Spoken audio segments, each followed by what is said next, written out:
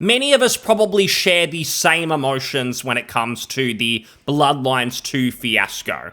When it was first ever announced 6+ years ago, there was a lot of skepticism, but maybe a hint of optimism, given you had Brian Mitsoda, one of the original lead devs, even Chris Avallone, a legend in RPG writing until he was fired because of allegations that were later proven false. But you even had the original composer back to compose music tracks for the game. There were some okay things. There were definitely some clowns at the original Hardsuit Labs studios. But there was some sort of hope that we'd get a decent game out of this, a solid RPG. Then the wheels started to come off. It seemed like Paradox, the publisher, had been asleep at the wheel this whole time. The development studio were basically doing nothing of substance. The game was going nowhere. Paradox cancel it, and fans at that point probably thought, you know what, this is probably for the best. If they can this game, preserve the legacy of the original Bloodlines, that's probably okay if we're not going to get anything good. But then instead, Paradox gave the game, or at least they allowed another studio to work on Bloodlines 2 instead. They transferred it to the Chinese room. They seemingly had no RPG experience. Brian Mitsoda had obviously been fired all before this, so it's not like he was going over there as well to continue the work. They were kind of starting from scratch, maybe reusing some stuff Hardsuit Labs had, but very much starting again in most cases. And then fans' emotions. I mean, if there was hope before, that was pretty much extinguished when rumors did the rounds suggesting that the Chinese room were only working on it because they promised they could deliver a product in quick time. And that kind of became the motivation for Bloodlines 2, that this is a game being developed extremely quickly, get it out there, Paradox want to wipe their hands of it, so they don't have to refund people on Steam, because there's a crazy amount of pre-orders that are still there. So many of people have paid for this game, and it's just very sad to see that that's what it's come to with Bloodlines 2. It's now just a pure cash grab, essentially, get it out there so refunds don't have to be made. That feels like its legacy at the moment. And I talk about emotions because I've gone through many with this game. There's been times where I might have been angry that they're ruining Bloodlines. How could they do this? But I'm probably at a stage of acceptance now, where enough time has passed, especially since the January gameplay reveal, where it's like, I know that there's just no chance they're going to deliver an experience that lives anywhere close up to the legacy of the original Bloodlines. I even did a replay of the original earlier this year. Fantastic game even now. It holds up, a little rough around the edges, but the core, the quests, just the atmosphere, there's so much to love about it. I don't think they're going to get anywhere near that. But there's a world where they can at least create something that's solid enough, maybe a vampire RPG that's at least worth playing. Are we going to get that? I truly believe if it releases this year, it's going to be almost worthless. Like, I can't see how they could have anything decent if it releases in 2024, because they'd be totally rushing it. And I said that was the biggest problem, is that Paradox took them on, allowed them to develop this because they said they could do something quickly, and it's just a really bad place to start. I'll also clarify by saying it's not the actual devs at the Chinese room who committed to doing this quickly, it was their bosses. Not to excuse the devs themselves, I'll get to that, but the bosses said they can do it quickly, and it clearly wasn't possible. You cannot make a full-fledged RPG that does a sequel to Bloodlines 1 justice in just a couple of years. It feels like that's about how long it's been. It's just not possible, and they probably committed to that knowing they were going to release something of very average quality, rushed, just a bit of a joke, and now the devs are having to deal with that. Now, I said the devs are not totally innocent, because there's more they could have done. For instance, you could have at least just had a basic character creator.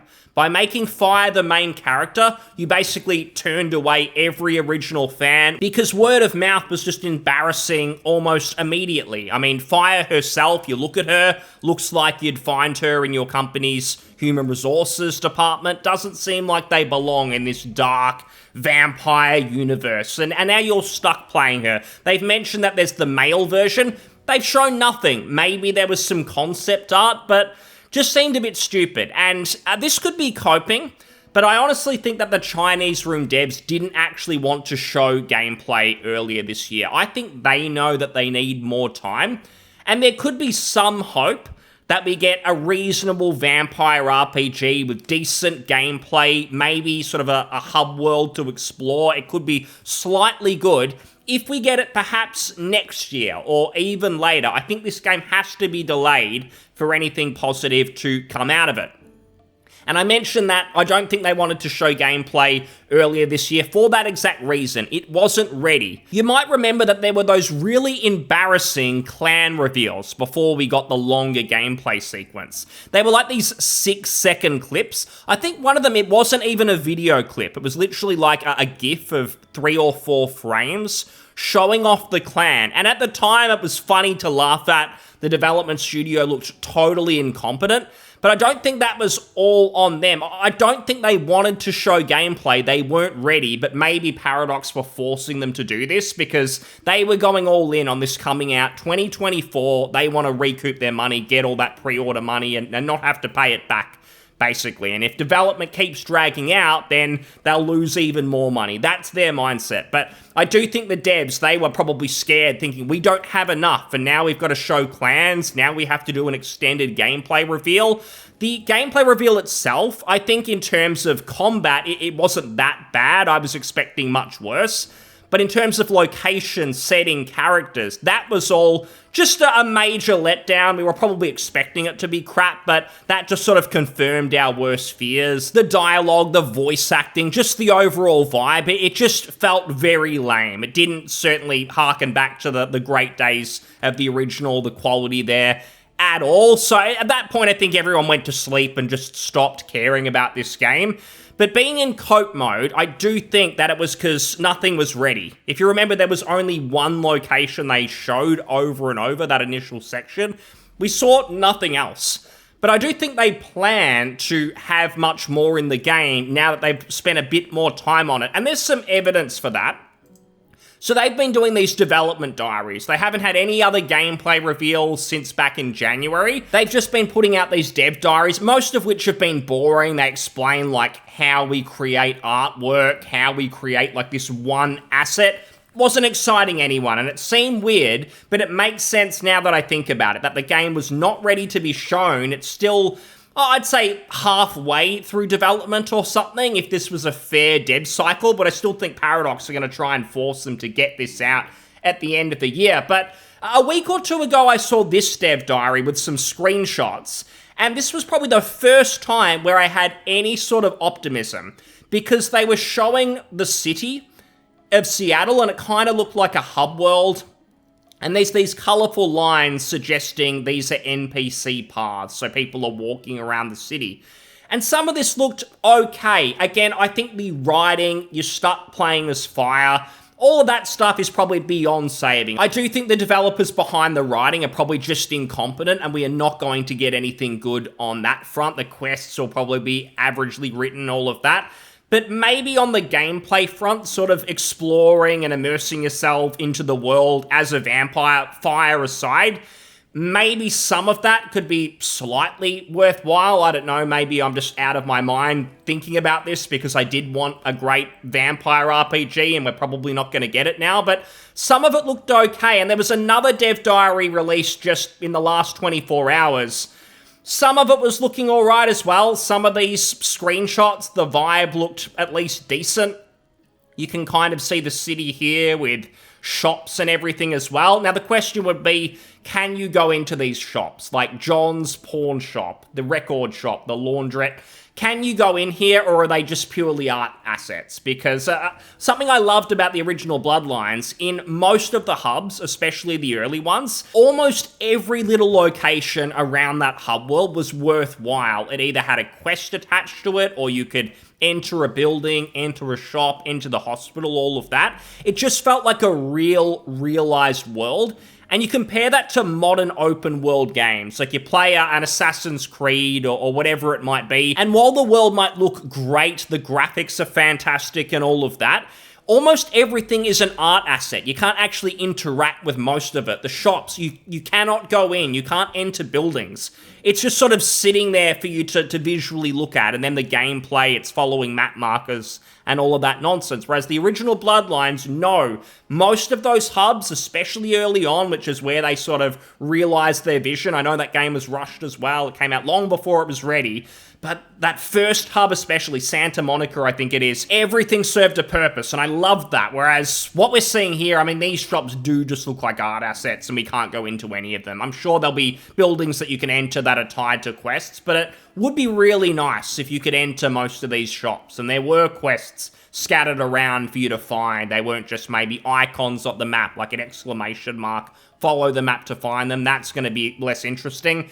There's some other screenshots as well. The whole snow setting, I think that's nice. There was none of that in the original, so it could be a nice change up to make this more distinct in its setting. We can see a jewelry shop, corporate offices. What else have we got? A bank, shopping center, hotel. So just a lot of the stuff that you would expect in a city setting. There's some more examples of NPC paths. So this almost looks like a Chinatown kind of setting where you've got NPCs that will be walking around. The devs explain some of this. They talk about how they're designing quests and coding and programming the game, but it's really just generic stuff. Like, they talk about how pedestrians and enemy NPCs will have banter. They won't just be in silence the whole time. That's all obviously fine, but it just seems like gaming 101. We don't really need to hear about that. Like, that should be accepted in pretty much any game like this. And it's just why I still think they've got a lot to do. And they seem to be updating us because we're expecting it this year. And it's like, it'd be weird if they're not talking about it very often, given it's meant to be coming out in like 6 months at the latest. I just don't think that's possible without it being a total mess. Not the devs' fault completely. They've made some dumb decisions, but they need more time if they're going to be able to salvage anything at all. And that's kind of where I'm at. I'm at the acceptance stage where I know this isn't going to be Bloodlines 2. There's no way it's going to live up to the original. I'm okay with that now. I know that if we're ever going to get something like that, it's probably going to come from a fan game. It's going to be a spiritual successor. Some quality devs get together, take their time, and they make something that tries to recapture the original's magic or tries to do it in its own way, something like that. It's not going to come from these people. It's not going to come from Paradox. Paradox seem to be horrible managers themselves. There seems to have been a bunch of disasters from them recently. I don't really follow their strategy games, but I know they, I think, cancelled a clone of The Sims recently. There's been some other dramas. So they seem like just bad video game managers, the devs' somewhat incompetence aside. I just don't think they can deliver something like this. They don't want to invest the money. They just want to get this out there. And I bet you they won't go near what you might call a AAA RPG like this again. Not that I think this is a AAA RPG, but I think that was the plan originally with Hardsuit Labs, a pretty decently budget game. They talk about other things, traversal mechanics. It's more about the general gameplay, like actually exploring, I assume, more of the missions, where you maybe have multiple ways to go around the level, maybe those immersive sim elements. Realistically speaking, this is probably the only aspect of the game I could see them getting right to some extent, which is the individual missions having different ways to approach them from a gameplay perspective. So whether it's fists and fury, you rush in there, stealth, and maybe a couple of other ways similar to that. In the initial gameplay reveal, they were obviously very focused on showing you different ways that you could explore a level, the combat as well, and it feels a bit sad to say, but maybe they're best just to focus on that, to try and make the missions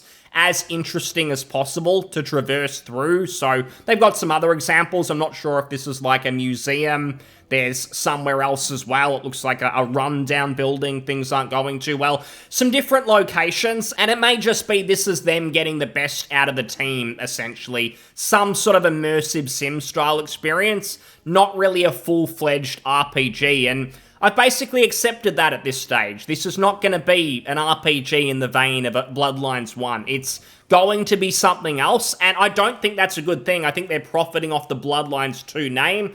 It's pathetic. Paradox as a business, they're pretty shameless. But in terms of just getting some sort of vampire RPG-esque title that's solid, if they had a couple more years on this, maybe what they're doing with these missions could be interesting to play.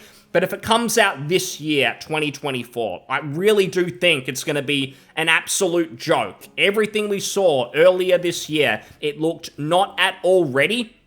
And I think it's going to be a battle between the developer, Paradox, and trying to delay this.